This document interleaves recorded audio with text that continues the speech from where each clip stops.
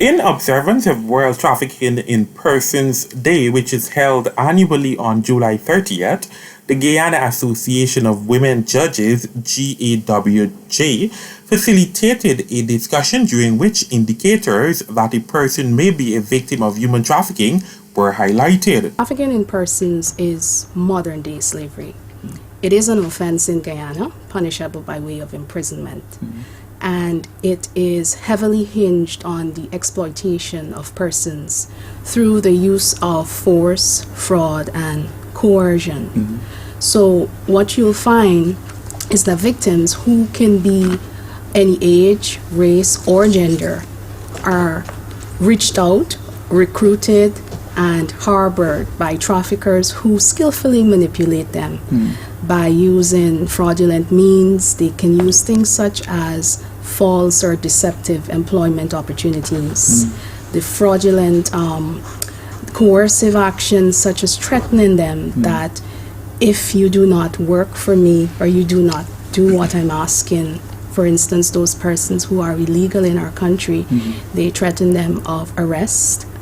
They threaten that they can be deported. The public is being urged to report potential human trafficking situations to the Trafficking in Persons 24-hour hotline 623-5030 English or 624-0079 for Spanish, or the nearest police station. Contextually, let's look at labor trafficking, which the targeted victims are men and boys, which even though the main victims are women and girls, when it comes to labor trafficking, it is the men and the boys who are specifically targeted, and that's to work in various industries.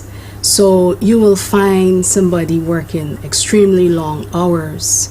They are not being paid, or they're being paid whenever the employer decides to pay them.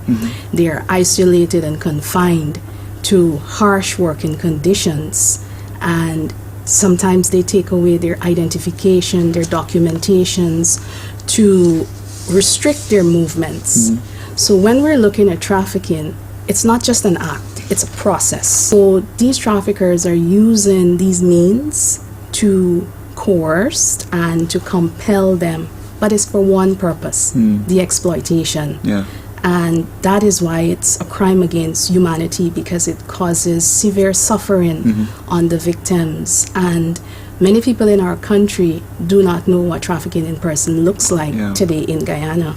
And we believe that it's very important for persons to know so that they can identify victims and really fulfill that moral obligation to report these crimes. In observance of the occasion, Home Affairs Minister Ruxin Ben also sounded a call for zero tolerance against human trafficking, as well as for more international support and resources to fight this crime.